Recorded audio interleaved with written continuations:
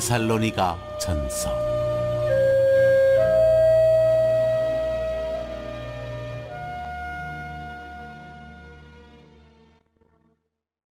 우리가 미래를 어떤 식으로 그리느냐에 따라 현재의 모습이 달라지고 그날 이루어지는 행위의 윤곽과 사고의 품격이 결정됩니다. 미래관이 분명하지 않은 사람은 무력하게 살기 마련입니다. 수많은 정신적 질환과 대부분의 자살이 미래가 없다고 느끼는 사람들에게서 일어납니다. 기독교 신앙의 특징은 언제나 강력하고 분명한 미래관이었습니다. 그 미래관의 가장 구체적인 특징은 그리스도께서 다시 오신다는 믿음입니다. 예수를 따르는 사람들은 그분께서 승천하신 날부터 그분의 오심을 기다리며 살았습니다. 예수께서는 자신을 따르는 이들에게 다시 오시겠다고 말씀하셨습니다. 그리고 그들은 다시 오시겠다는 그분의 약속을 믿었습니다. 그분을 따르는 사람들은 지금도 그 약속을 붙들며 삽니다. 그리스도인들에게는 미래를 알고 믿는 것이 가장 중요하기 때문입니다. 이러한 믿음 때문에 우리는 현재의 매 순간을 희망으로 마주할 수 있습니다. 미래가 예수의 다시 오심으로 인해 결정되는 것이라면 불안에 떨거나 환상에 잠길 이유가 없기 때문입니다. 예수께서 다시 오신다는 믿음은 우리 삶에서 혼란을 제거해 줍니다. 그리고 우리는 훨씬 더 자유롭게 하나님의 자유에 응답할 수 있게 됩니다. 그럼에도 불구하고 이 믿음은 오해를 받기도 합니다. 어떤 사람에게는 꼼짝 못하게 하는 두려움으로 다가오기도 하고 어떤 사람에게는 끝없는 게으름을 조장하는 수단이 되기도 합니다. 바울은 데살로니가의 그리스도인들에게 보낸 두 통의 편지에서 무엇보다도 사람을 무력하게 만드는 잘못된 생각을 바로잡습니다. 그리고 하나님께서 장차 예수 안에서 이루실 일을 확신하면서 팽팽한 긴장감과 즐거운 마음으로 계속해서 살아가도록 격려합니다.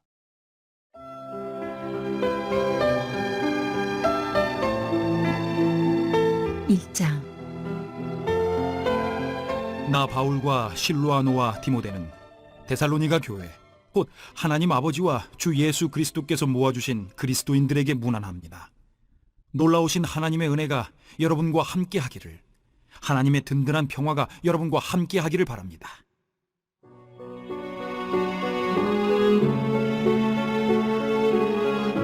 강철 같은 확신. 우리는 여러분을 생각할 때마다 여러분을 두고 하나님께 감사를 드립니다. 우리는 하나님 우리 아버지 앞에서 여러분의 믿음의 행위와 사랑의 수고와 우리 주 예수 그리스도를 따르면서 보여준 소망의 인내를 떠올리며 밤낮으로 기도합니다.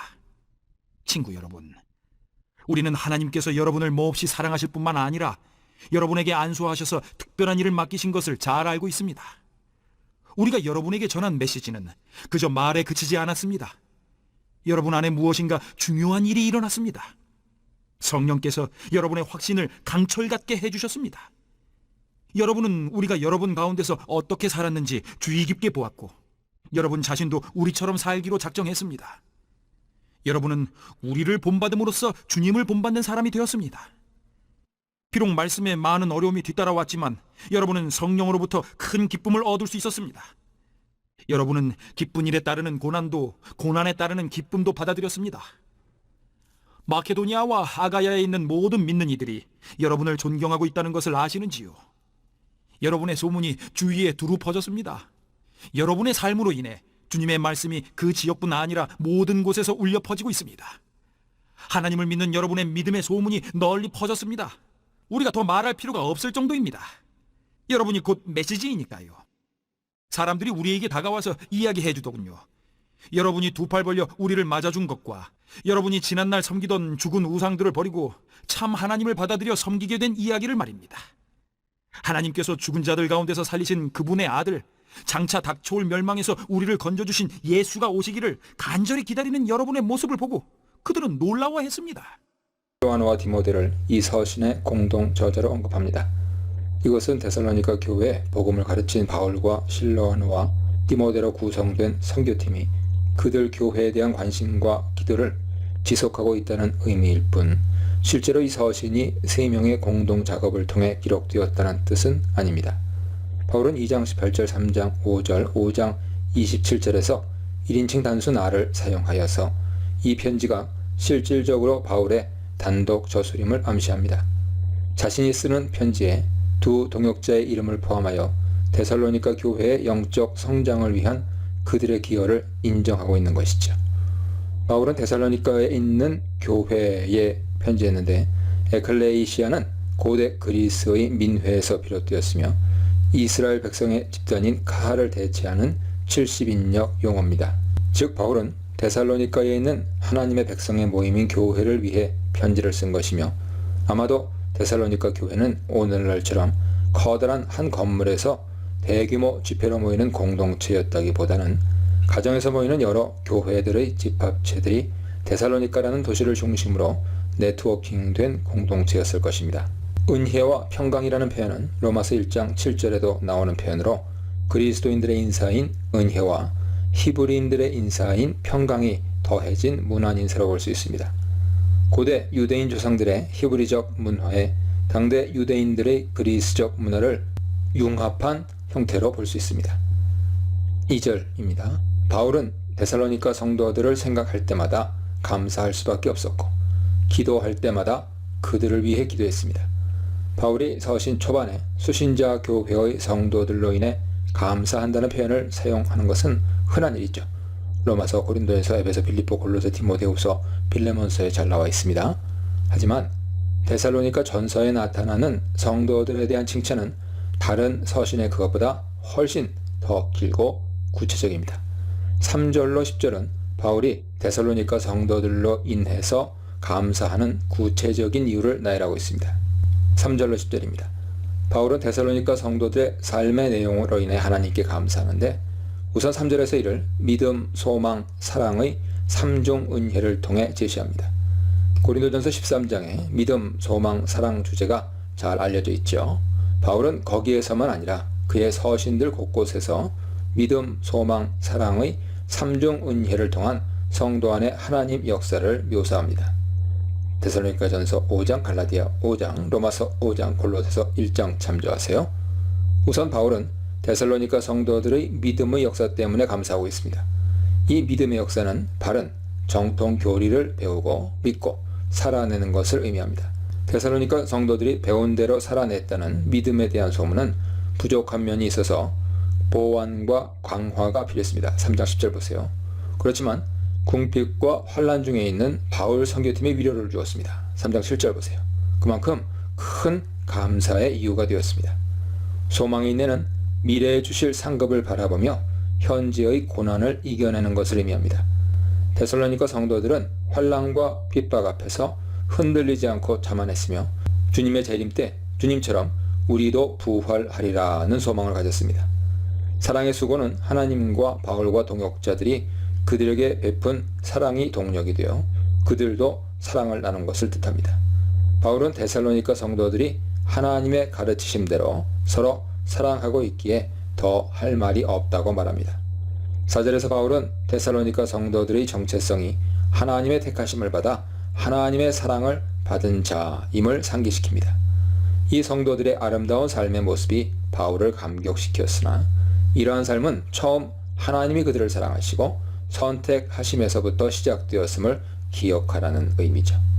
5절에서 바울은 이 성도들이 택하심과 사랑을 받은 것이 진공 상태에서 이루어진 것이 아니라 자신과 동역자들의 복음 전파를 통해 이루어졌다고 말합니다. 그래서 우리의 복음이라고 합니다.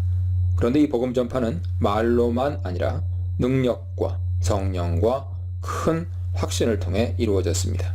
데살로니가인들이 복음을 수용한 것은 말의 논리로만이 아니라 성령을 통해 일어난 역사가 전도자의 말과 청취자의 마음 안에 큰 확신, 파토스를 불러일으킴으로써 일어난 사건임을 보여줍니다. 또 주목할 만한 것은 복음의 수용에 있어서 메신저의 인격적 강화, 에토스가 큰 역할을 했다는 점이죠. 우리가 너희 가운데서 너희를 위하여 어떤 사람이 된 것은 너희가 아는 바와 같으니라. 바울과 전도자들은 데살로니가인들 안에 들어가 그들과 함께 살면서 그들을 위한 섬김의 모습으로 인격적 신뢰를 주었음을 알 수 있습니다. 이처럼 복음전도는 복음의 메시지만큼이나 메신저의 신뢰도, reliability가 중요합니다.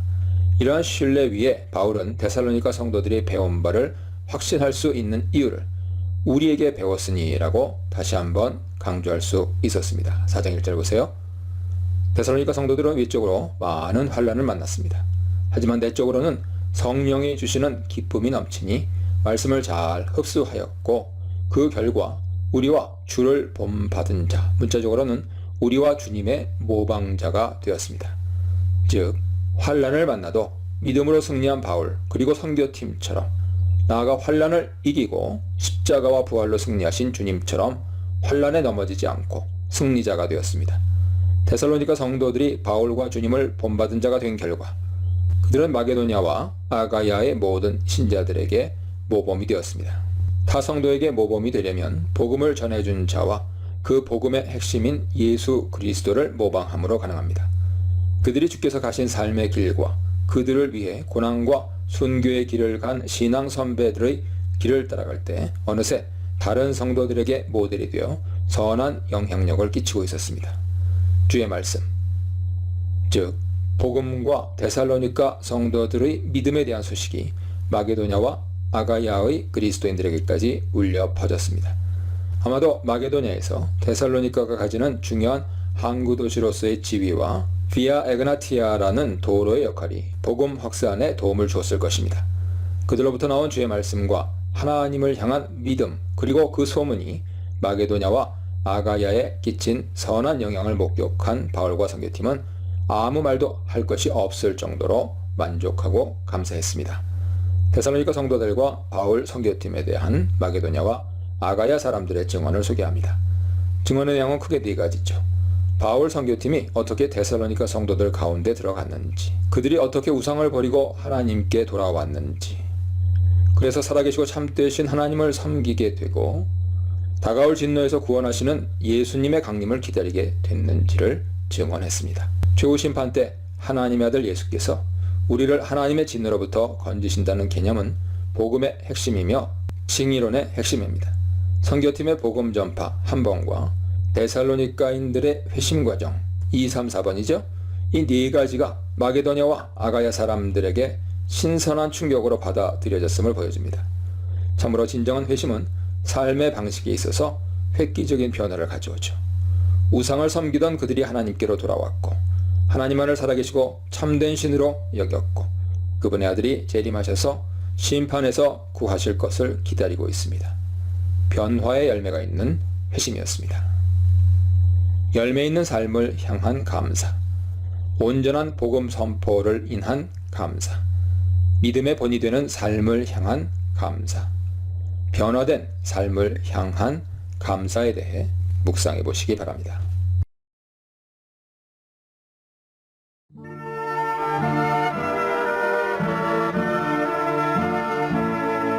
이장 친구 여러분, 우리가 여러분을 방문한 것이 시간 낭비가 아니었음이 분명합니다. 여러분도 알다시피 우리는 빌립보에서 험한 대접을 받았지만 그것이 우리를 지체시키지는 못했습니다. 우리는 하나님 안에서 확신을 가지고 곧장 앞으로 나아가 우리의 할 말을 했습니다. 반대에 굴하지 않고 여러분에게 하나님의 메시지를 전한 것입니다.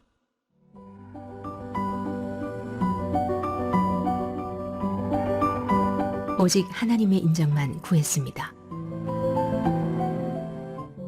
하나님은 우리를 철저히 시험하셔서 우리가 이 메시지를 맡을 자격이 있는지 확인하셨습니다. 분명히 말씀드리지만 여러분에게 말할 때 우리는 다수의 인정을 구하지 않고 오직 하나님의 인정을 구할 뿐입니다.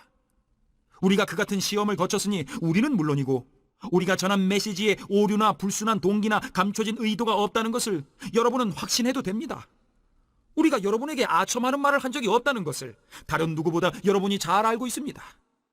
그리고 우리가 말로 연막을 쳐서 여러분을 이용한 적이 없다는 것을 하나님께서 잘 알고 계십니다. 우리가 그리스도의 사도라는 지위에 있지만 그 지위를 남용한 적이 없고 여러분이나 다른 누구에게 중요 인물이라는 인상을 주려고 한 적도 없습니다. 우리는 여러분에게 무관심하지도 않았습니다. 우리는 여러분을 있는 모습 그대로 받아들였습니다. 생색을 내거나 으스댄 적이 없습니다. 그저 어머니가 자기 자녀를 돌보듯이 여러분에게 마음을 썼을 뿐입니다. 우리는 여러분을 끔찍이 사랑했습니다. 여러분에게 메시지를 전하는 것에 만족하지 않고 우리의 마음을 주려고 했습니다. 그리고 실제로 그렇게 했습니다. 친구 여러분, 여러분은 그 시절에 우리가 몸을 아끼지 않고 일하며 밤늦도록 수고한 것을 기억하실 것입니다. 그것은 우리가 하나님의 메시지를 전하는 동안 여러분에게 우리를 후원하는 짐을 지우지 않으려는 것이었습니다.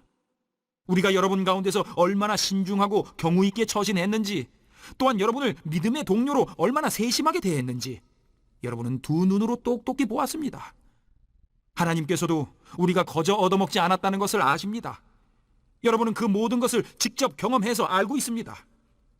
우리는 아버지가 자기 자녀에게 하듯이 여러분 한 사람 한 사람을 대했습니다. 여러분의 손을 붙잡고 격려의 말을 속삭였고, 그분의 나라, 곧 이 기쁨 넘치는 삶으로 우리를 불러주신 하나님 앞에서 바르게 사는 법을 차근차근 보여주었습니다. 이제 우리는 그 모든 것을 돌아보며 하나님께 샘물처럼 솟구치는 감사를 드립니다. 여러분은 우리가 전한 하나님의 메시지를 받을 때 사람의 견해로 흘려버리지 않고 하나님께서 여러분에게 주시는 참된 말씀으로 받아들여 마음에 새겼습니다. 하나님께서 믿는 여러분 안에서 친히 역사하고 계십니다. 친구 여러분, 여러분이 유대에 있는 하나님의 교회들이 걸어간 발걸음을 그대로 따랐다는 것을 알고 있는지요? 그들은 예수 그리스도께서 걸어가신 발걸음을 가장 먼저 따라간 이들입니다.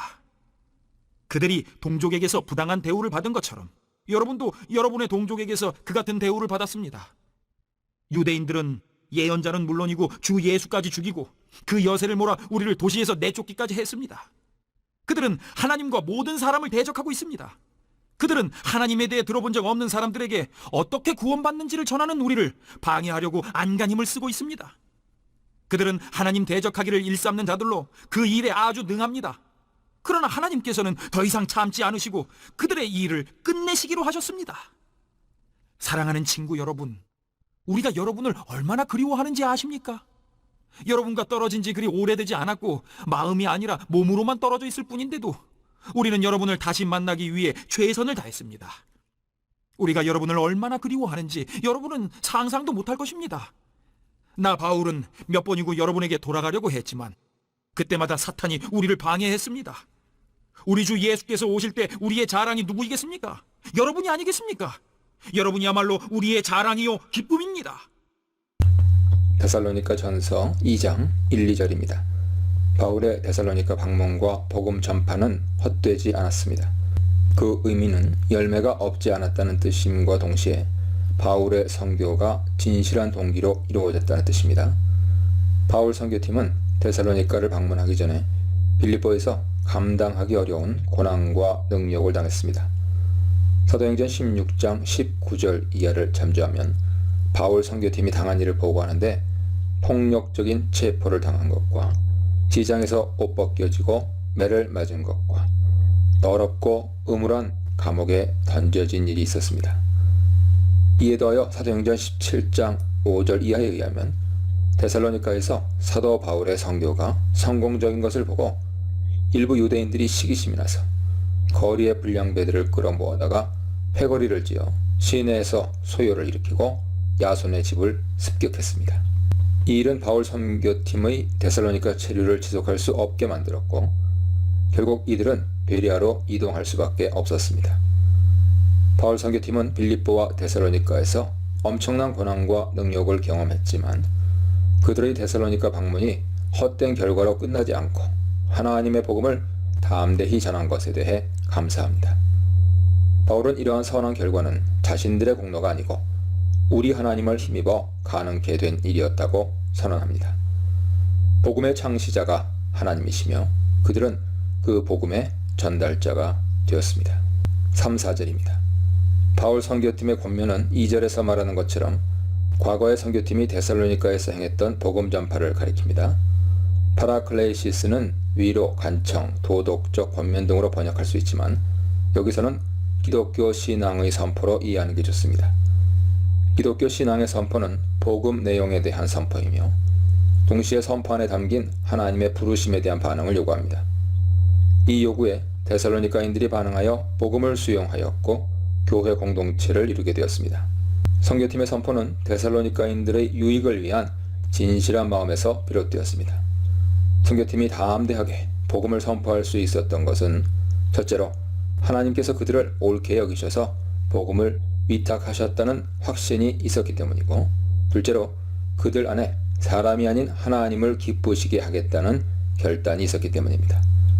사람을 기쁘게 하려고 애쓰다 보면 오류, 부정함, 교활함이 지배하는 사역이 될 위험이 있습니다. 하지만 하나님은 내가 그분을 기쁘시게 하는 진정한 의도를 감찰하시므로 우리는 진실한 의도로만 하나님을 기쁘시게 할 수 있습니다. 5절로 8절입니다. 바울은 다시 한번 자신과 선교팀의 진실성을 강조하는데 5, 6절에서 대중 연설가들 혹은 데살로니가를 방문한 다른 세속화된 순회 설교자들의 부정적인 모습과 상반된 세 가지 항목을 제시합니다. 첫째로 바울은 아첨의 말을 하지 않습니다. 둘째로 바울은 탐심의 탈을 쓰지 않습니다. 셋째로 바울은 사람에게 영광을 구하지 않습니다. 아첨의 말을 하는 것은 누군가를 이용하기 위해서나 속여서 돈을 타내기 위해서나 통제력을 갖기 위해서 그에 대한 좋은 말을 해주는 것을 의미합니다. 그는 결코 데살로니가의 성도들을 통제하려 한 적이 없고 이득을 취하려 한 적도 없고 오직 하나님만을 높이려 했습니다. 탐심은 순회 설교자들이나 거짓 교사들이 가장 빠지기 쉬운 잘못이었습니다. 골로새 3장 5절, 에베소 5장 5절에서 탐심을 우상숭배라고 부른 것은 자기가 가질 수 있는 것 이상을 가지려는 선을 넘어선 욕구를 책망하는 것입니다. 이런 모습을 피하기 위해 바울은 사역에 대한 대가받기를 거부하면서 가죽 가공업을 통해 자급하는 길을 택했습니다. 사람에게 영광을 구하는 것은 사람들로부터 존경이나 명성 얻기를 추구한다는 뜻입니다. 바울 당시 문화에서 순회 강연자는 오늘날 연예인 같은 인기를 누렸고 순회 설교자도 기독교 신앙 공동체 안에서 유사한 위치를 갖기 쉬웠습니다. 바울은 대중 연설가들이나 세속화된 설교자들과 다른 면을 세 가지로 설명했고 이제 자신과 선교팀이 가진 특징 두 가지를 덧붙입니다. 첫째는 유순함이고 둘째는 희생적 돌봄입니다. 바울은 그리스도의 사도로서 자신의 권위를 주장할 수 있었습니다. 그래서 데살로니가 성도들에게 바울 선교팀에 대한 재정적인 지원, 짐이라고 되어 있죠. 지원을 요구할 권리를 가지고 있었습니다. 이 권리는 고린도전서 9장 14절에서 바울이 밝힌 대로 예수님께서 그의 제자들을 전도자로 파송하시면서 주신 권리였습니다. 그러나 바울은 재정 지원을 받는 권리를 사용하지 않기로 결단했습니다. 자기 자녀들에게 젖을 주는 어머니가 그들을 아끼듯이 그들을 돌보고 싶은 마음이었기 때문이죠. 그런 마음에서 바울은 데살로니가 성도들에게 부담스러운 자가 아니라 유순한 자가 되었습니다. 8절은 바울 선교팀이 데살로니가 성도들에게 하나님의 복음만 주는 것이 아니라 자기들의 생명들을 주기까지 즐겨 했음을 밝힙니다. 여기서 준다는 헬라어는 메타디도미인데 소식이나 물질을 공유하다, 나눠주다 라는 뜻입니다. 그렇게 복음과 생명을 나누고 공유하길 즐긴 이유는 무엇일까요? 너희를 너무나 사모했기 때문이 첫 번째 이유고 너희가 우리의 사랑하는 자 됨이 두 번째 이유라고 말합니다. 선교팀은 어머니이자 아버지의 마음으로 주 안에서 자녀된 데살로니가 성도들을 돌보며 좋은 것을 나눠주었습니다. 복음 전하는 일은 지식 나눔을 넘어 사랑과 돌봄과 희생이 반드시 수반되어야 합니다. 9절로 12절입니다. 바울은 7, 8절에서 선교팀의 목회적 돌봄을 모성의 이미지로 설명했는데 9절로 12절에서는 부성의 이미지를 사용하여 더욱 상술하고 있습니다. 9절에서 바울은 성도들에게 선교팀의 수고와 애쓴 것을 기억하라고 명합니다. 이들의 수고와 애씀은 하나님의 복음 전한 것입니다. 그런데 일과 병행한 것이 있는데 밤낮으로 일하면서 복음 전하는 일을 했습니다. 소위 텐트메이커, 자비량 사역자로서 복음을 전한 것이죠. 사도행전 18장 3절 보세요. 그렇게 한 목적이 너희 아무에게도 피해를 끼치지 않기 위함입니다. 재정적으로 넉넉하지 않은 데살로니가 교회에 피해를 주지 않으려는 것이고 또한 게으름으로 인해 공동체의 지체들에게 피해를 주고 있는 자들을 각성시키려는 의도도 있었을 것입니다. 데살로니가전서 4장 11절, 데살로니가 후서 3장 10절 보세요. 바울은 선교팀이 성도들에게 거룩하고 옳고 흠없는 태도로 사역했다고 말하면서 너희와 하나님이 그러한 삶에 대한 증인이라고 합니다. 사역의 태도를 부성에 비견하면서 사역의 내용을 각 사람에 대한 권명과 위로와 경계로 요약합니다. 이러한 사역의 목적은 너희가 하나님께 합당하게 행하게 하기 위함입니다. 성도들의 합당한 삶을 드려야 하는 하나님은 어떤 분이십니까? 자기 나라와 영광에 도달하게 하려고 너희를 부르신 하나님이십니다. 성도들이 확증하는 사도의 삶, 하나님이 기뻐하시는 사도의 삶, 예수님을 본받으려고 한 사도의 삶에 대해 묵상해 보시기 바랍니다. 13, 14절입니다. 바울 선교팀으로 하여금 끊임없이 하나님께 감사하게 한 것은 성도들이 선교팀으로부터 하나님 말씀을 듣고 받아들일 때에 사람의 말로 받지 않고 실제로 그러한 것처럼 하나님의 말씀으로 받았기 때문입니다. 이 말씀은 단순한 정보가 아니며 지금 성도들 안에서 또한 역사하고 있습니다. 원어로 카인데요. 카이가 보여주는 것은 말씀의 능력이 바울 선교팀 안에서 나타났으며 동일한 능력이 성도들 안에서도 나타나고 있다는 사실입니다. 단순히 하나님의 말씀이라 하지 않고 우리로부터 하나님에 대해 들은 말씀이라고 한 것은 말씀이 설교와 강의를 통해 들려진 것을 강조하려는 의도입니다. 바울과 선교팀은 적지 않은 시간을 하나님의 말씀을 풀어 들려주었고 그것을 들음으로써 데살로니가 사람들이 믿음을 갖게 되었고 믿음이 자라났음을 알 수 있습니다. 정통신앙의 담지자인 바울과 그의 동역자들처럼 옳은 교사에게서 가르침을 받는 것이 중요함이 파르헤이몬이라는 전치사구를 통해서 드러납니다. 데살로니가 성도들과 유대에 있는 하나님의 교회 성도들 간의 공통점이 생겼는데 바로 자기 동족으로부터 핍박을 받은 것이죠.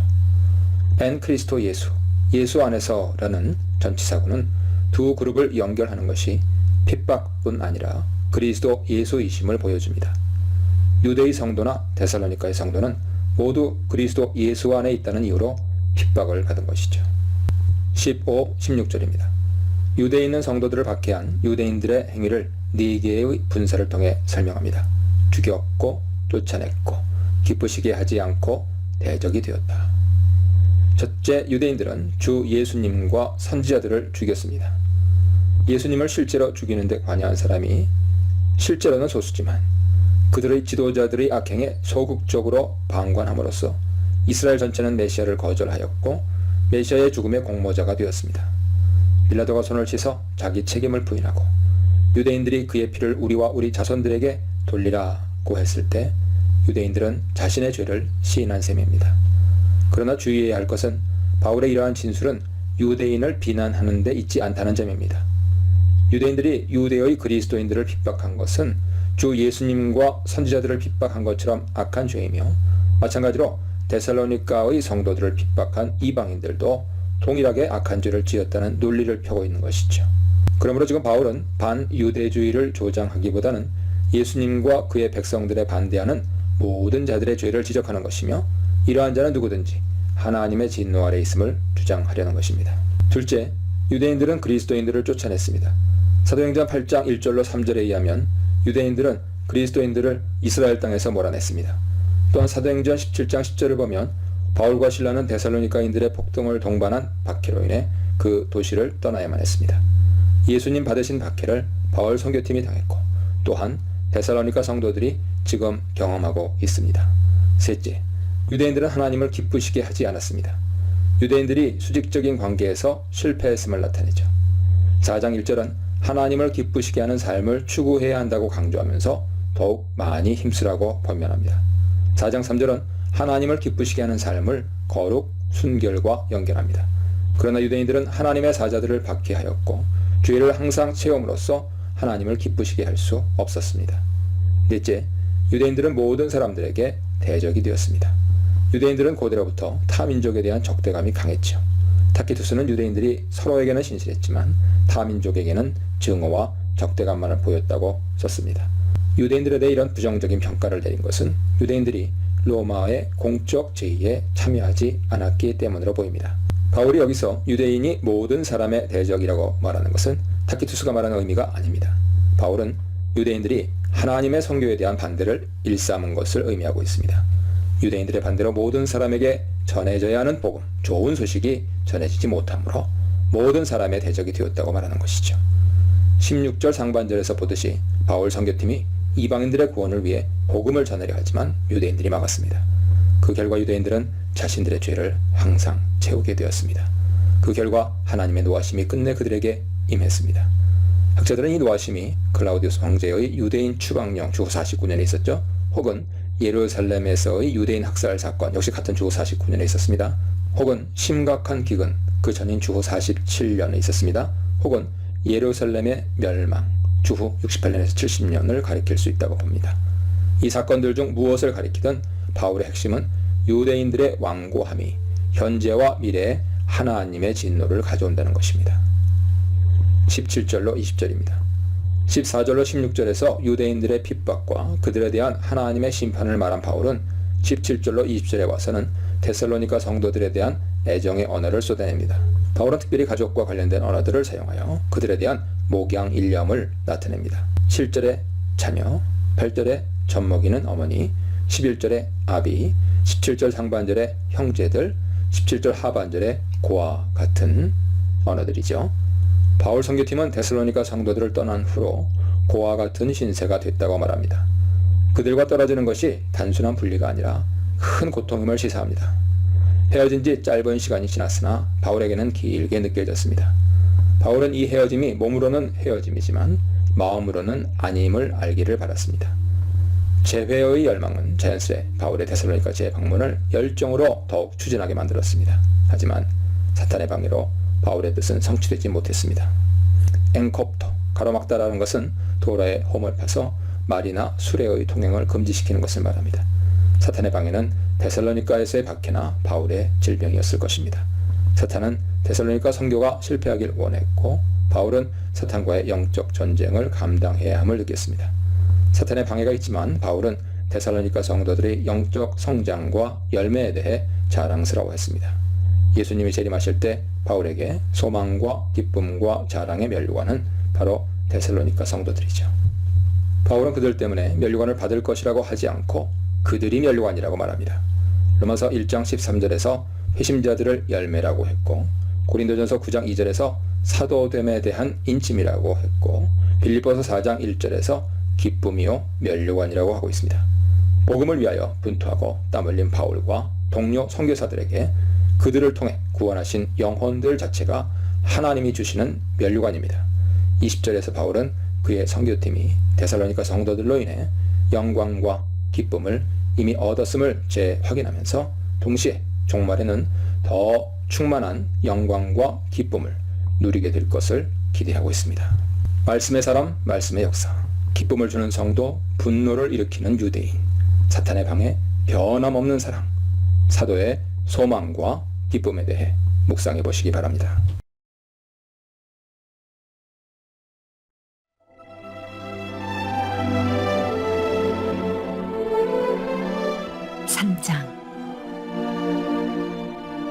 그러므로 더는 여러분과 떨어져 있을 수도 없고 마땅히 여러분을 찾아갈 방법도 찾을 수 없었던 우리는 아테네에 남아있기로 하고 디모데를 여러분에게 보냈습니다.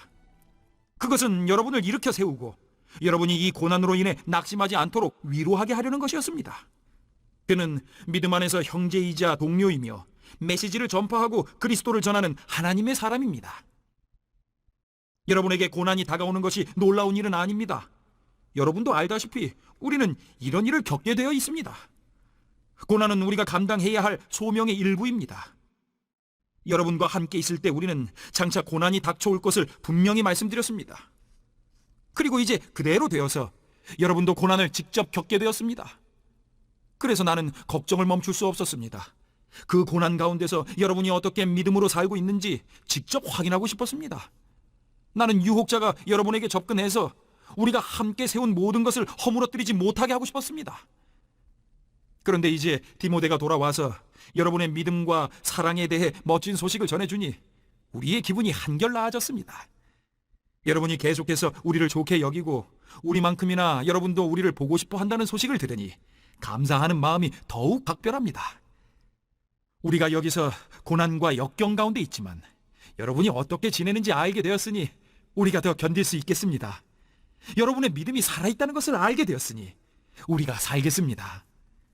우리가 여러분으로 말미암아 하나님 앞에서 누리는 이 기쁨을 두고 어떻게 하면 하나님께 제대로 감사드릴 수 있을까요? 우리는 우리가 할 수 있는 일을 합니다. 곧 밤낮으로 기도하며 여러분의 얼굴을 다시 보게 되는 기쁨을 선물로 주시기를, 여러분의 믿음이 흔들릴 때 우리가 도울 수 있게 해주시기를 구합니다. 하나님 우리 아버지와 우리 주 예수께서 여러분에게로 가는 길을 우리 앞에 열어주시기를 바랍니다. 또한 주님께서 여러분에게 사랑을 부어주셔서 그 사랑이 여러분의 삶을 가득 채우기를, 그 사랑이 우리에게서 여러분에게 전해진 것 같이 또한 여러분에게서 주위 모든 사람에게까지 넘쳐나기를 바랍니다. 여러분에게 힘과 순결한 마음을 채워주셔서 우리 주 예수께서 그분을 따르는 모든 이들과 함께 오실 때 하나님 우리 아버지 앞에서 여러분이 확신에 찬 모습으로 서게 되기를 바랍니다. 데살로니가 전서 3장 1절로 5절입니다. 바울은 데살로니가 성도들을 다시 보고자 하는 마음이 간절했지만 사탄의 방해로 가지 못했습니다. 데살로니가 성도들은 초신자들이 많았기에 신학적 지식이 충분하지 못했으며 그곳에서 일어난 박해가 생각보다 심각했습니다. 그래서 바울은 참다 못하여 자신은 아테네에 남아있기로 하고 디모데를 데살로니가로 보내어 그들의 형편이 어떤지 알아보고 그들을 영적으로 격려하는 일을 맡기기로 했습니다. 사도행전 17장 15절을 보면 바울이 아테네에 있는 동안 디모데와 실라가 마게도냐에서 아테네로 와 합류한 것으로 보입니다.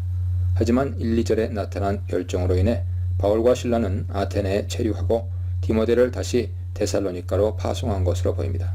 고대 사회에서 여행은 오늘날처럼 쉬운 일이 아니었는데도 교회의 안녕을 위하여 자신들의 안위는 뒷전에 두고 장거리 여행을 마다하지 않았던 헌신적인 교회 지도자들의 모습을 볼 수 있습니다.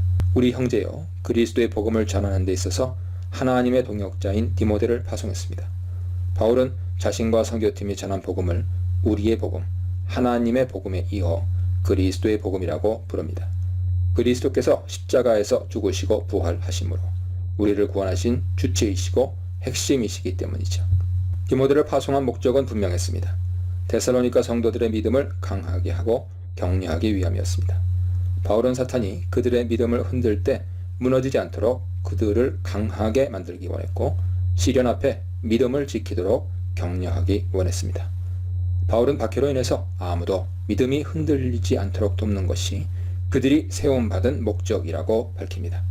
바울 선교팀은 불신자들에게 복음을 전할 뿐 아니라 신자가 된 이후에도 그들의 믿음이 흔들리지 않도록 교육하고 격려하는 일에 힘을 쏟았습니다. 신자를 생산하는 일과 그들이 건강한 신자가 되게 하는 일은 선후를 따질 수 없이 중요한 사명이었습니다. 4절 상반절에서는 우리는 너희에게 우리가 환난을 당하게 될 것을 미리 말했다고 번역하는 것이 좋습니다.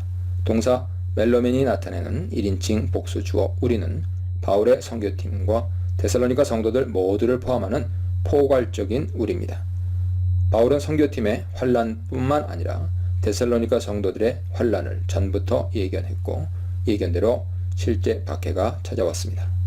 5절은 바울이 디모데를 보낸 목적을 한 가지 더 제시하는데 너희 믿음을 알기 위하여입니다. 시험하는 자, 즉 사탄이 박해를 통해 그들을 시험하지만 그들이 시험을 이겨내고 우리 수고를 헛되지 않게 하기 위하여 바울 선교팀은 디모데를 파송했습니다. 후에는 아테네와 고린도에서 디모데가 가져오는 소식을 기다렸습니다. 6절입니다. 마침내 디모데가 돌아왔습니다. 지금은 디모데가 너희에게로부터 와서 라는 구절로 볼 때 데살로니가 전서는 디모데의 귀환 직후에 고린도에서 쓰였을 것입니다. 마음의 근심과 걱정을 갖고 있던 바울은 디모데가 가져온 좋은 소식을 듣고 기쁨의 환호를 질렀을 것입니다. 디모데가 가져온 소식은 크게 두 가지이며 좋은 소식을 전하다라는 헬라어 동사 유엔겔레사메노의 목적어들로 나타내고 있습니다. 첫째 소식은 그들이 영적으로 믿음과 사랑이 충만하다는 것입니다. 믿음은 데살로니가 전서에서 8번 등장하며 사랑은 7번 등장합니다. 데살로니가 성도들은 그리스도인으로서의 삶에 충실했습니다. 박해로 인해 낙담하지 않고 서로 사랑했고 그리스도께 충실한 삶의 태도를 유지했습니다. 믿음과 사랑은 서로 밀접한 관계 속에서 제시되는 경우가 많았고 갈라디아서 5장 6절에서 바울은 하나님에 대한 믿음이 형제들과 전도자들을 향한 사랑에서 확인될 수 있다고 말합니다. 사랑으로서 역사하는 믿음이라 말씀하시죠. 둘째 소식은 그들이 바울의 선교팀에 대한 좋은 기억을 계속 가지고 있다는 것입니다. 바울이 어쩔 수 없이 데살로니가를 떠날 수밖에 없는 과거 상황에 대해 감사하게도 데살로니가 성도들은 충분히 이해하고 있었고 나쁜 감정을 갖고 있지 않았습니다. 뿐만 아니라 디모데는 그들이 바울과 선교팀을 간절히 보고 싶어 한다는 소식을 전했습니다. 이것은 바울 선교팀이 느끼는 것과 동일한 감정이었습니다. 7, 8절입니다.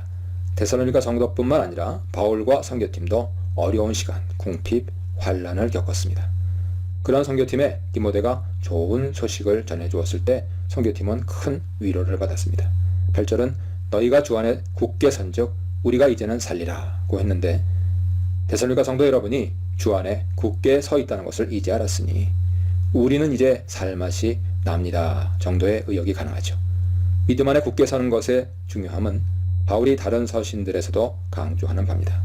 고린도전서 16장 13절, 갈라디아 5장 1절, 빌립보 1장 27절, 4장 1절 참조하세요.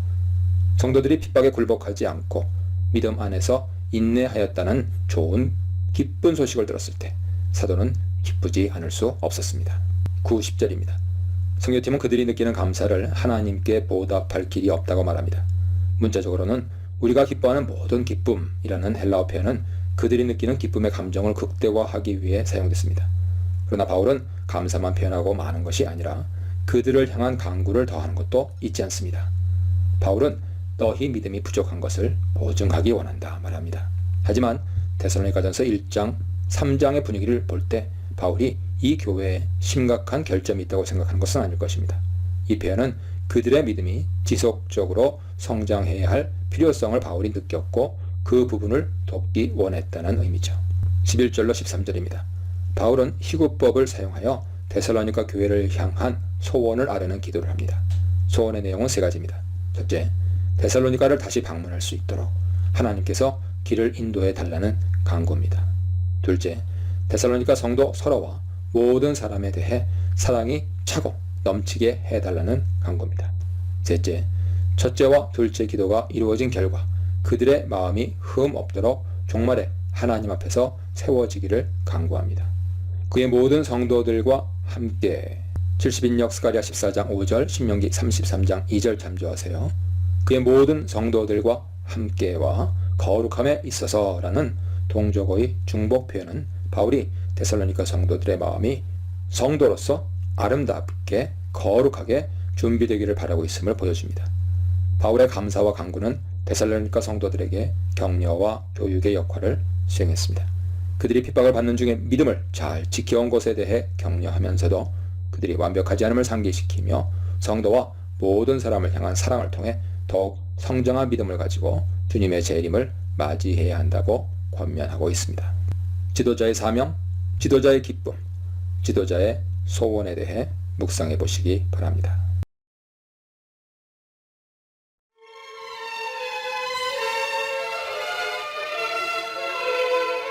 사장 하나님을 기쁘시게 해드리십시오.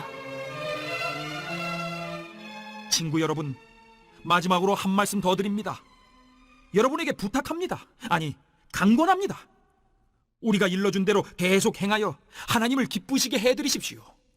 억지스러운 종교적 노력을 하지 말고 생기 넘치고 즐거운 춤을 추듯 그분을 기쁘시게 해드리십시오. 우리가 주 예수께 받아 여러분에게 제시해드린 지침을 여러분은 알고 있습니다. 하나님께서는 여러분이 순결하게 살기를 바라십니다. 난잡한 성생활을 멀리하십시오. 하나님을 알지 못하는 사람들이 흔히 하는 것처럼 여러분의 몸을 함부로 다루지 말고 오히려 몸을 아끼고 존중하는 법을 익히십시오. 형제 자매의 관심사를 함부로 무시하지 마십시오. 그들의 관심사는 하나님의 관심사이니 하나님께서 그들을 돌봐주실 것입니다.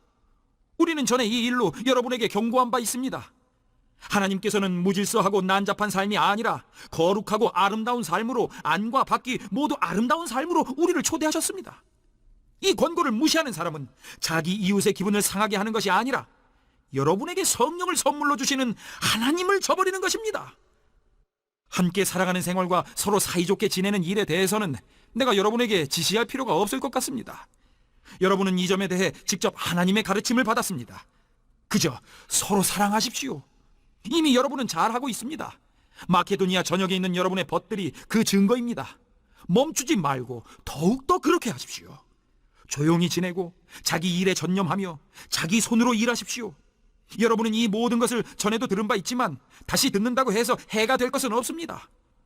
우리는 여러분이 세상 사람들의 존경을 받을 정도로 제대로 살기를 바라고 빈둥거리며 친구들에게 빌붙어 사는 일이 없기를 바랍니다.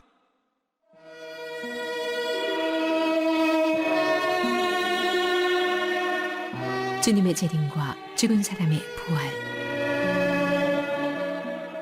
친구 여러분, 우리는 여러분이 이미 죽어서 땅에 묻힌 사람들에게 어떤 일이 일어나는가라는 물음에 대해 아무것도 모르고 지내기를 원치 않습니다. 우선 여러분은 무덤이 끝이라는 생각에 모든 기대를 포기한 사람들처럼 분별 없이 처신해서는 안 됩니다. 예수께서 죽으셨다가 무덤에서 벗어나셨으니 하나님께서 예수 안에서 죽은 사람들도 분명히 다시 살리실 것입니다. 다음으로 우리는 온전한 확신으로 여러분에게 말씀드릴 수 있습니다. 우리에게는 이에 관한 주님의 말씀이 있습니다. 주님께서 우리를 데려가시기 위해 다시 오실 때 우리 가운데 죽지 않고 살아있는 사람들이라도 죽은 사람들을 앞서지 못할 것입니다. 실제로 죽은 사람들이 우리보다 먼저일 것입니다. 주님께서 친히 호령하실 것입니다. 천사장의 천둥 같은 소리가 들릴 것입니다. 하나님의 나팔 소리가 울릴 것입니다. 주님께서 하늘로부터 내려오시고 그리스도 안에서 죽은 사람들이 일어날 것입니다. 그들이 먼저 갈 것입니다. 그런 다음에 우리 가운데 그때까지 죽지 않고 살아있는 사람들이 그들과 함께 구름 속으로 이끌려 올라가서 주님을 만나 뵐 것입니다. 우리는 기뻐 뛸 것입니다. 그 후에 주님과 함께하는 성대한 가족 모임이 있을 것입니다. 그러니 그러한 말로 서로 격려하십시오. 데살로니가 전서 4장 1, 2절입니다. 성도들은 그리스도인으로서 어떻게 행해야 하고 어떻게 하나님을 기쁘시게 해야 하는지 바울 선교팀에게 배운 대로 행하고 있습니다. 바울이 구하고 권하는 내용의 핵심은 배운 대로 해오던 일을 더 잘하라는 것입니다. 바울은 어떻게 행함과 어떻게 하나님을 기쁘시게 해야 하는지를 배운 대로 행하는 것이 하나님의 명령임을 암시합니다. 바울 선교팀은 그들에게 새로운 명령을 줄 필요가 없고 기억을 되살려주면 됩니다. 선교팀이 주 예수님을 통해 그들에게 어떤 명령을 주었는지를 잘 알기 때문이죠. 바울이 성도들에게 행하라고 권하는 명령은 자신의 권위에서 나온 것이 아니라 주 예수의 권위에서 나온 것입니다. 이것은 교회의 공식적인 가르침을 통해 복음을 배우는 것이 얼마나 중요한지 보여주죠. 3절로 8절입니다. 데살로니가의 새로운 신자들은 그들이 배운 것을 충실히 따르기 위해 애썼습니다. 그러나 그들이 온전히 그리스도의 길에 순종하지 못하는 영역이 있었는데 바로 성적인 영역이었습니다. 거룩은 단순히 세상으로부터의 분리가 아니라 하나님께 기쁨이 될 수 있는 순결한 삶입니다. 하지만 이 교회의 어떤 구성원들은 하나님의 뜻과 상반되는 길로 나갔습니다. 그래서 바울은 선언합니다. 하나님의 뜻은 이것이니 곧 너희의 거룩함이다. 그 거룩함이 무엇인지 세 단위의 부정사를 통해 제시됩니다. 첫째, 음란을 버리는 것. 둘째, 자기 몸을 통제할 줄 아는 것. 셋째, 범죄하여 형제를 기만하지 않는 것입니다. 첫째로 바울은 데살로니가 성도들에게 음란을 멀리하라고 말합니다. 여기서 사용된 포르네이아라는 단어는 결혼 밖에서 일어나는 모든 성적인 행동을 가리키는 것으로 간음, 동성애, 소아성애 등을 다 포괄하는 표현이죠. 그레코 로만 시대에 성적 타락은 보편적이었고 사람들 사이에 만연했습니다. 성적 부도덕은 매우 뿌리 깊이 박혀 있어서 그것을 떨쳐내기 위해서는 엄청난 시간과 노력이 필요합니다. 바울이 여기서 성적 타락을 금하라는 권면을 길게 반복하는 이유가 여기 있습니다. 둘째로 바울은 자기 몸을 통제하라고 말합니다. 자기 몸을 통제하되 거룩과 종교 안에서 하라고 합니다. 그러나 하나님을 알지 못하는 이방인들은 세교가 안에서 자기 몸을 다스립니다. 이 점이 그리스도인과 하나님을 모르는 이방인들 사이에 나타나는 자기 몸을 다스리는 법의 차이죠. 개역개정은 스키오스를 아내로 번역했지만 다수의 학자들과 영역본들은 몸으로 번역합니다. 우리는 신약 곳곳에 자주 나타나는 자기 자신에 대한 통제, 절제에 대한 권면, 예컨대 사도행전 21장 25절, 고린도전서 6장 9절 이하, 에베소 5장 3절, 골로새서 3장 5절에 나타나는 통제, 절제로 보는 것이 좋습니다. 따라서 하나님을 모르는 이방인처럼 세욕 안에서가 아니라 거룩과 종교 안에서 자기 몸을 통제하라고 이해해야 합니다. 셋째로 바울은 범죄하여 형제를 기만하지 말라고 합니다. 바울은 이 일에 있어 분수를 넘어 혹은 범죄하여 형제를 기만하지 말라고 하는데 이 일은 여전히 성적인 범죄를 가리키는 것으로 보아야 합니다. 바울은 데살로니가 성도들에게 남을 유혹하기 위해서 술수나 기만을 사용하는 성범죄를 금하라고 경고합니다. 분수를 넘어라는 표현은 가족 구성원과 혹은 이웃의 배우자와 혹은 교회 안의 형제 자매와 부적절한 성적 관계를 맺어 로마 사회 통념조차 위반하는 자들이 있음을 암시하는 것일 수 있습니다. 성도가 이런 죄를 짓는 것은 교회의 평판을 떨어뜨려 복음 전파를 방해합니다. 이렇게 거룩함에 대한 세 가지 권면을 한 후에 바울은 이 권면들을 행해야 하는 이유를 하나님이 이런 모든 일들, 성적 범죄들에 대해 복수자가 되시기 때문이라고 말합니다. 하나님의 복수자 되심에 대해 바울은 이미 그들에게 미리 말하였고 엄히 경고했습니다. 그리스도인이라고 해서 자동적으로 심판대에서 무죄 선언을 받는 것은 아닙니다. 하나님은 부정한 삶을 살라고 부르신 것이 아니며 거룩한 삶, 즉 하나님께 합당한 삶을 살라고 부르셨습니다. 하나님의 선택 목적은 부정함이 아니라 거룩함입니다.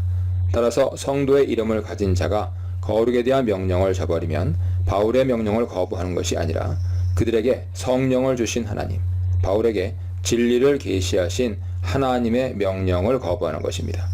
이러한 성적인 범죄를 일삼는 자는 주 예수님의 보복을 자초하고 성부의 부르심의 의미를 퇴색시키고 성부께서 보내신 성령 사역을 조롱함으로써 결과적으로 삼위일체 하나님을 거부하고 그분의 원수가 되어 그분의 심판을 자초하는 자입니다.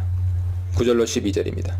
교회는 가족과 같아서 어린이도 있고 젖먹이는 어미도 있으며 아비도 있고 고아 같은 이도 있고 형제 자매도 있습니다. 특히 바울은 데살로니가 성도들이 서로를 형제 자매로 여기며 사랑하는 모습에 대해 칭찬합니다. 형제를 사랑하는 것이 마땅함은 하나님께서 서로 사랑하라고 가르치셨기 때문입니다. 물론 그들의 형제 사랑이 완벽하다는 것은 아닙니다. 앞에서 언급한 성적인 범죄가 교회 구성원 중 누군가에 의해 일어났지만 데살로니가 교회 공동체의 다수 구성원은 서로 사랑하라는 하나님의 명령에 순종했고 사랑에 관한 그들의 순종은 데살로니가라는 도시의 경계를 넘어 마게도냐라는 더 넓은 지역의 형제들에게까지 확장되었습니다. 그들이 어떻게 형제를 사랑했는지는 구체적으로 나와 있지 않지만 가난한 자들을 위한 구제 헌금을 했거나 여행자들에 대해 환대를 베풀었거나 여러 선행을 행함으로써 형제사랑 필라델피아를 마게도냐 지역에 나타냈을 것입니다. 데살로니가전서 4장 1절에서처럼 바울은 이미 잘하고 있지만 더 잘하라고 권면하는 것이죠. 그들은 형제사랑의 양을 늘릴 수 있고 질을 높일 수도 있었습니다. 데살로니가전서 전체에서 바울은 교회 내적으로 형제사랑이 중요함을 강조합니다. 11, 12절은 지금까지의 흐름에서 벗어난 듯 보이지만 3절로 8절에서처럼 공동체의 거룩을 해치는 이들과 9, 10절에서처럼 형제사랑을 저해하는 일부 구성원들의 문제를 지적합니다. 그들은 일을 하지 않고 대립만을 기다리며 놀고 의존하기만 하므로 사회 경제적으로 피해만 끼칩니다. 그들은 스스로를 더 영적인 사람으로 여기지만 사실은 이기적인 골칫거리며 사회 구성원들이 교회에 적대감을 갖게 만드는 문제거리입니다. 그들 때문에 교회가 불신자의 신뢰를 잃게 되고 교회 내부의 평안과 거룩이 훼손됩니다. 성도는 세상에 속하지 않았지만 세상 안에서 사는 자들입니다. 그들은 조용히 자기 일을 자기 손으로 해야 하며 영적인 것을 추구한다는 명목으로 남에게 손을 벌려 세상 사람들의 손가락질을 받지 말아야 합니다. 바울은 성도가 외인에 대하여 존경받고 신뢰받는 삶을 살아야 함을 강조합니다. 세상과 구별된 거룩한 삶, 끝이 없는 형제사랑, 자신에 대해 책임지는 삶에 대해 묵상해 보시기 바랍니다. 13절로 18절입니다. 데살로니가 성도들은 소망 없는 다른 이들, 즉 불신자들과 똑같이 죽은 이들과의 이별에 대해 과도하게 슬퍼했고 무기력과 절망을 느끼는 경우가 적지 않았습니다. 유대인들에게는 부활 사상이 있고 특히 바리새인들은 부활을 믿었다고 우리는 생각하지만 생각보다 부활에 대한 믿음이 빈약했던 것이죠. 사랑하는 사람과의 이별을 슬퍼하는 것은 당연하지만 데살로니가 성도들의 애도는 정도를 넘었던 것 같습니다. 과도한 애도의 원인은 그들의 잘못된 종말론에 있었습니다. 또한 그들은 이미 죽은 성도들이 주님의 재림에 참여하지 못하거나 재림의 혜택을 살아있는 자만큼 누리지 못할 것을 걱정했습니다. 하지만 바울은 죽은 자들이 예수님의 재림 사건에 참여할 뿐만 아니라 산자보다 더 우선적으로 참여할 것이라 확언합니다. 산 자나 죽은 자나 그리스도 안에 있고 그리스도를 믿는 자는 그리스도와 함께 있을 것입니다. 14절에서 볼 수 있듯이 그리스도의 죽음과 부활에 대한 믿음은 매우 이른 시기부터 기독교회의 핵심적인 교리를 이루었습니다. 고린도전서 15장 20절, 23절에서 가르치는 것처럼 그리스도의 부활이 첫 열매가 되어서 성도들의 장래 부활을 보증한다는 초기 교회의 믿음이 있습니다. 그리스도께서 죽은 자 가운데서 부활하셨기 때문에 예수 안에 사는 자들도 반드시 그와 함께 일으켜지며 그와 함께 동행하게 됩니다. 바울은 자신의 생각이 아니라 주의 말씀을 전하고 있습니다. 여기서 바울이 말하려는 핵심은 죽은 성도들이 이미 하늘에서 예수님과 함께 거하고 있으며 예수님의 재림 때 예수님이 그들을 무덤에서 이끌어 오시는 것이 아니라 하늘에서 이끌어 오신다고 가르친다는 점입니다.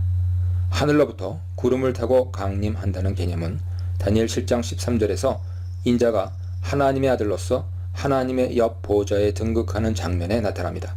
이사야 64장 1절도 참조하세요. 인자는 하나님의 상속자로서 하나님 나라의 영광과 권세를 수여받습니다. 바울은 다니엘 7장에 나타나는 인자를 주 퀴리오스로 바꿈으로써 십자가에 죽으시고 부활하신 인자가 시편 110편 1절에서 예언한 하나님의 백권 행사자인 주라고 주장합니다. 주님은 죽은 자의 영혼을 재림 때까지 내버려 두지 않으십니다. 죽은 자의 영혼은 하늘에 거하다가 주님께서 그들을 데리고 오실 때 그들은 죽음의 상태에서 깨어나 주님과 함께 재림에 참여할 것입니다.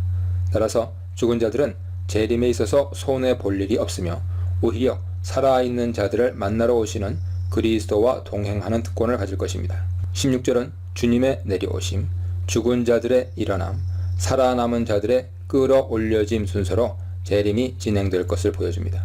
그리고 그리스도 안에 죽은 자들은 분명히 재림 때와 그 이후에도 그리스도와 함께 있을 것입니다. 그러므로 오히려 죽은 그리스도인들이 살아남은 그리스도인들보다 더 먼저 주님을 만나지 못합니다. 죽은 그리스도인들이 먼저 일어날 것입니다. 즉, 죽은 그리스도인들이 부활을 먼저 경험할 것입니다. 재림 때에는 예수님께서 군대 장관처럼 산자와 죽은 자에게 호령하실 것입니다. 천사장과 천사들의 군대들도 동원되는 크고 놀라운 일이 될 것입니다. 나팔 소리를 통해 하나님의 명령이 내려질 때에 죽은 자들이 살아날 것입니다. 그리고 그리스도 안에 죽은 자들이 가장 먼저 부활체를 입게 될 것입니다. 그들의 영혼은 이미 하나님과 함께 있으므로 그들의 육신이 일어나 공중에서 영혼과 연합되고 살아있는 성도들도 끌어올려져 주님을 뵙게 될 것입니다. 데살로니가 성도들은 죽은 성도들에 대해 염려할 필요가 없습니다. 바울을 통해 오해를 바로잡은 성도들은 소망 없는 불신자들처럼 슬퍼할 것이 아니라 이러한 말, 올바른 가르침을 통해 서로 위로하고 격려함이 마땅합니다.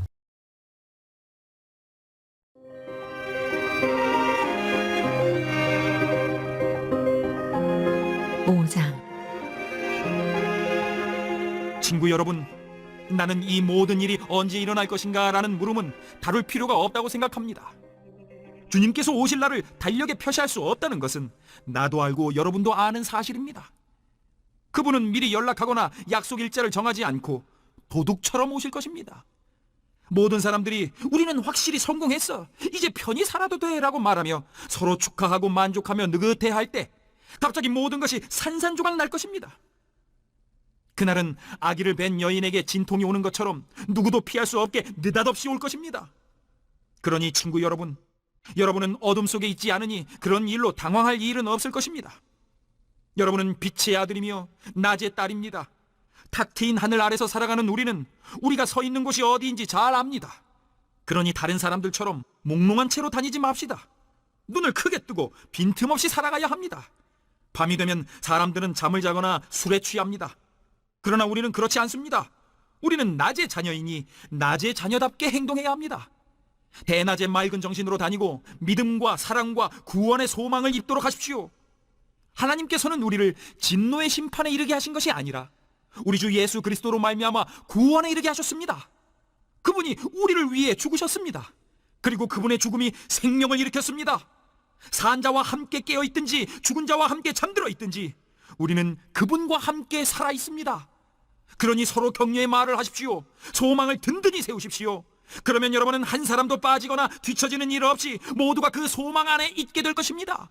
나는 여러분이 이미 그렇게 하고 있다는 것을 압니다. 그러니 계속해서 그리하십시오.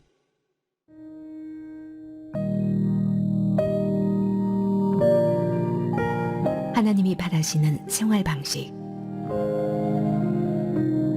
친구 여러분, 부탁드립니다. 여러분을 위해 열심히 수고하는 지도자들, 여러분의 순종에 따라 여러분을 권면하고 이끄는 책임 맡은 이들을 존중하십시오. 감사와 사랑으로 그들을 감동시키십시오. 서로 사이좋게 지내고 각자 자기 몫의 일을 하십시오. 우리의 조언은 이것입니다. 거저 얻어먹기만 하는 사람들에게 힘써 일하라고 주의를 주십시오. 뒤처진 사람들을 온유하게 격려하고 지친 사람들에게 손을 내밀어 그들을 일으켜 세우십시오. 서로 참고 각 사람의 필요에 주의를 기울이십시오. 서로 신경을 건드려 화를 돋우지 않도록 조심하십시오. 서로에게서 최선의 모습을 찾아보고 언제나 그것을 이끌어내기 위해 최선을 다하십시오. 무슨 일에든지 기뻐하십시오. 항상 기도하십시오. 무슨 일에든지 하나님께 감사하십시오. 이것이야말로 하나님께서 그리스도 예수 안에 있는 여러분에게 바라시는 생활 방식입니다. 성령을 억누르지 마십시오. 주님께 말씀을 받은 사람들을 막지 마십시오. 그러나 쉽게 속지는 마십시오. 모든 것을 꼼꼼히 따져보고 선한 것만을 간직하십시오. 악에 물든 것은 무엇이든 내다 버리십시오. 모든 것을 거룩하고 온전하게 하시는 하나님께서 여러분을 거룩하고 온전하게 하시고 여러분의 영과 혼과 몸을 온전하게 하셔서 우리 주 예수 그리스도께서 오실 때 그에 합당한 사람이 되게 해주시기를 바랍니다. 여러분을 불러주신 분은 완전히 의지할 만한 분이십니다. 그분께서 말씀하셨으니 그분께서 이루실 것입니다. 친구 여러분, 우리를 위해 계속 기도해 주십시오. 그곳에 있는 예수를 따르는 모든 이들과 거룩한 포옹으로 인사하십시오. 이 편지를 모든 형제 자매에게 반드시 읽게 하십시오. 한 사람도 빼놓지 말고 읽게 하십시오. 예수 그리스도의 놀라운 은혜가 여러분과 함께 하기를 바랍니다.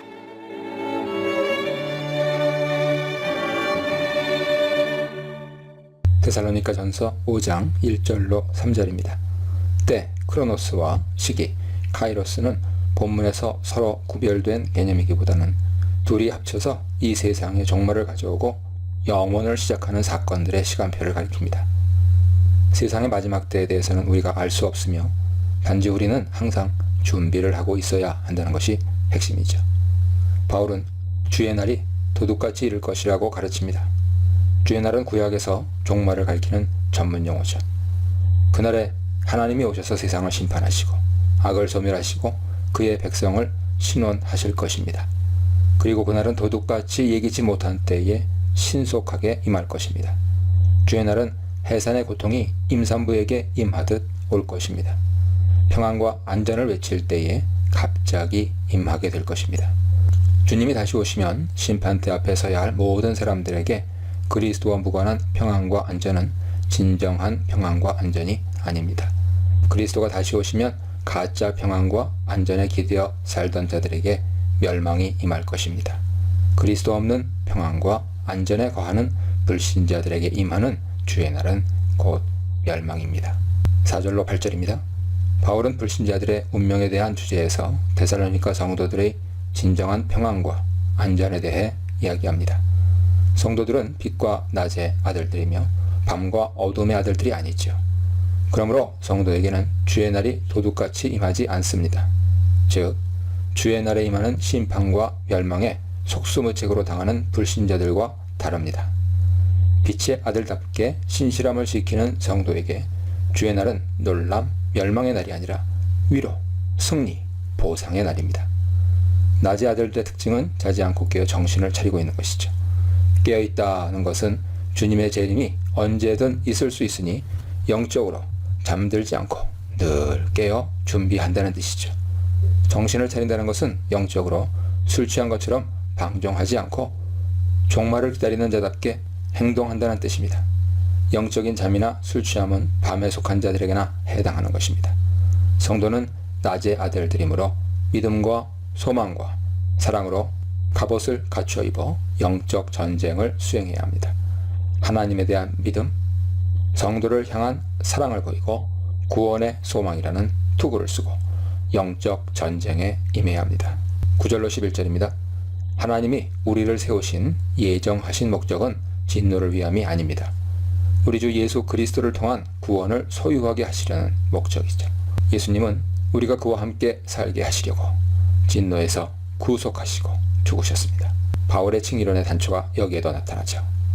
예수님은 재림하셔서 산 성도와 죽은 성도를 함께 모으시고 하나님과 연합하며 사는 놀라운 축복의 삶으로 들어가게 하십니다.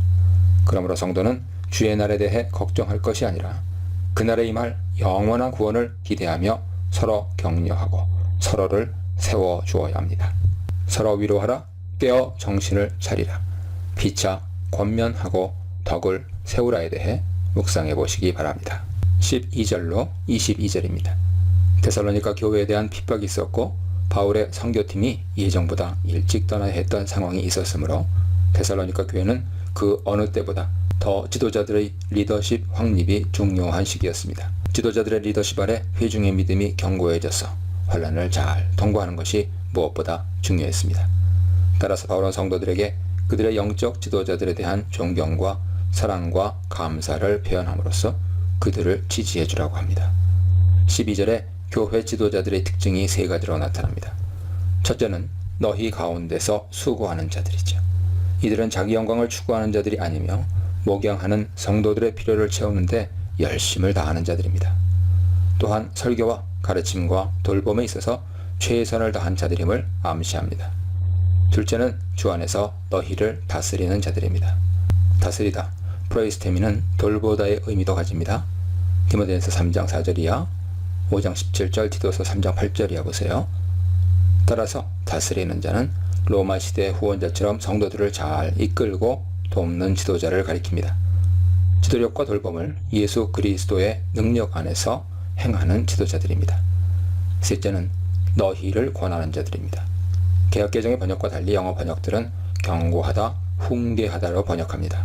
복음 선포에 있어서 훈계와 경고는 분명히 필수적인 요소입니다. 긍정의 복음만이 아니라 나태한 영혼을 위한 따끔한 채찍과 같은 말씀이 반드시 필요합니다. 12절에서 이들을 알라고 한 바울은 13절에서 이들을 사랑 안에서 가장 존귀하게 여기라고 권합니다. 사랑은 그리스도 인간에 나타내야 할 가장 중요한 모습이죠. 교회 지도자들이 수고와 다스림과 훈계의 사명을 신실하게 감당하고 있다면 회중은 그들의 역사 때문에 교회가 얻은 유익 때문에라도 마땅히 그들을 알아주고 가장 귀히 여겨줌으로써 그들에게 지지와 격려를 보내야 합니다. 지도자가 회중을 최선을 다해 섬기고 돌보며 회중이 지도자를 최고로 귀하게 여김으로써 교회 안에서 모든 성도 간의 화목을 성취해야 합니다. 하나됨과 화목은 교회가 세상에 대해 반드시 보여주어야 할 덕목 중에 하나입니다. 교회가 하나 되지 못하면 세상에 결코 선한 영향을 줄 수 없고 교회가 전하는 복음을 신뢰하지 않을 것입니다. 14절부터 바울은 교회 지도자들에 대한 권면에서 교회 일반 회중에 대한 권면으로 이동합니다.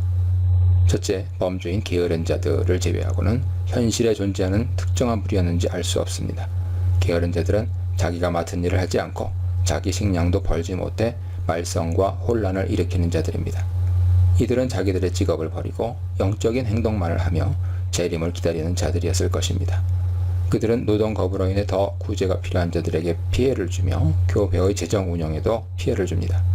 바울은 노동을 거부하면서 재림을 기다리는 자들을 책망하며 자기 손으로 이 일을 하여 먹으라고 분명히 경고합니다. 둘째 범주인 마음이 악한 자들은 원어상 작은 혼을 가진 자들이라는 뜻인데 교회 안팎의 사람들과 사건으로 인해 의기소침해지고 풀 죽어 있는 자들을 가리킵니다. 특히 교회가 경험하고 있던 압박과 핍박으로 인해 믿음이 약해진 자들은 그리스도와 그의 백성의 최후 승리를 상기시킴으로써 낙심치 않도록 격려해야 했습니다. 셋째 범주인 힘이 없는 자들은 몸이 병들고 연약해진 자들을 가리킬 수도 있고 영적으로 연약하여 우상숭배 혹은 성과 관련된 죄에 빠진 자들을 가리킬 수도 있습니다. 하지만 바울의 강조점은 영적으로 연약한 자들에 더 방점이 있습니다. 영적으로 성숙하고 강한 자들은 영적으로 연약한 자들을 도와주어야 합니다. 특히 이방인 중에 그리스도를 믿어 교회 구성원이 된 경우 이방인의 생활 방식에서 그리스도인의 생활 방식으로 변화하는 것이 쉽지 않았을 것입니다. 약육강식의 원리가 지배하는 세상과 달리 교회는 연약한 자를 붙들고 지지하여 함께 성숙하고 성장하는 길로 가야 합니다. 넷째 범주는 모든 사람을 포괄하며 서로 오래 참으라고 권면합니다. 오래 참음은 성령의 열매이며 성급한 직설이 난무하는 세상을 닮아가는 오늘날 교회에도 매우 필요한 성품입니다. 악으로 악을 갚지 않는 것은 쉬운 일이 아니죠. 그러나 그리스도인은 성도에게만 아니라 불신자에게도 누가 누구에게든지 라고 말씀하시죠. 선을 행함으로써 그들을 도전하고 감화시켜야 합니다. 복수를 포기하고 도리어 선을 행하는 모습이야말로 불신자들에게서 찾아보기 힘든 상식을 뛰어넘는 선행이며 세상을 변화시키는 선행입니다. 바울은 공동체적 성품을 다룬 후에 영적 성품을 다룹니다. 이후에 성령의 역사를 다룹니다. 16절로 18절은 성도를 향한 하나님의 뜻이라 불리는 성도의 영적 자질 3가지를 제시합니다. 첫째는 항상 기뻐하는 것입니다. 성도의 삶에 기뻐할 일만 생기는 것은 아니죠. 하지만 환난을 만나도 그것이 영적 성숙, 예컨대 인내 같은 경우죠. 영적 성숙을 가져옴을 기억한다면 성도는 기뻐할 수 있습니다. 로마서 5장 3절 보세요. 둘째는 쉬지 않고 기도하는 것입니다. 에베소서 6장 18절 보세요. 성도가 고난 중에 기뻐할 수 있게 돕는 중요한 방법은 기도하는 것입니다. 셋째는 모든 상황 속에서 감사하는 것입니다. 빌립보서 4장 6절 보세요. 성경은 종종 기도와 감사를 연결합니다.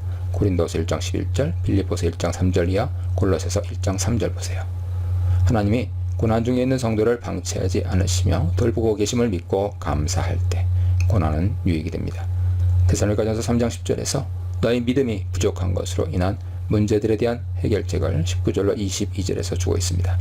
바울은 성령이 이끄시는 예언은 격려가 되지만 동시에 거짓 예언이 있음을 상기시키며 주의를 요청합니다. 영적인 현상을 다 좋은 것으로 여기지 말고 전부 테스트를 한 후에 좋은 것을 취해야 합니다. 테스트를 통해 하나님께로부터 온 것이 아니라 판단되면 그것은 틀린 것일 뿐 아니라 악한 것이죠. 따라서 이런 악하고 위험한 영적 현상을 공동체에서 제거하여 성도들에게 영적 피해가 없도록 막아야 합니다. 23절로 28절입니다. 바울은 헬라 서신의 전형적 종결 방식대로 이 서신을 끝맺습니다. 23절의 기원 혹은 기도, 26절의 문안 인사, 28절의 축복이죠. 평강의 하나님이 그들을 온전히 거룩하게 하시길 기원합니다. 그들의 영과 혼과 몸이 흠없이 보존되길 기원합니다. 거기에 바울은 몇 가지 당부를 보탭니다. 23절의 재림 때까지 흠없게 보존될 그리스도인의 거룩한 삶, 24절에 그리스도인의 삶에 나타나는 하나님의 역사, 26절에 형제 사랑의 중요성이 재차 강조됩니다. 바울은 성도들에게 그리스도의 재림이 분명히 있을 것을 상기시키면서 성도가 그날에 부끄러움을 당하지 말고 온 존재가 거룩한 모습으로 보존되어 있으라고 합니다. 성도를 부르시는 분은 미쁘심으로 결코 성도의 삶이 실패하도록 방치하지 않으십니다. 따라서 바울은 미쁘신 하나님의 일하심에 순종하여 그분의 최종적인 판단 앞에서 흠이 없다고 인정받는 성도와 교회 공동체가 되라고 엄숙히 명합니다. 지도자를 향하여, 지체를 향하여, 고난의 상황을 향하여에 대해 묵상해 보시기 바랍니다.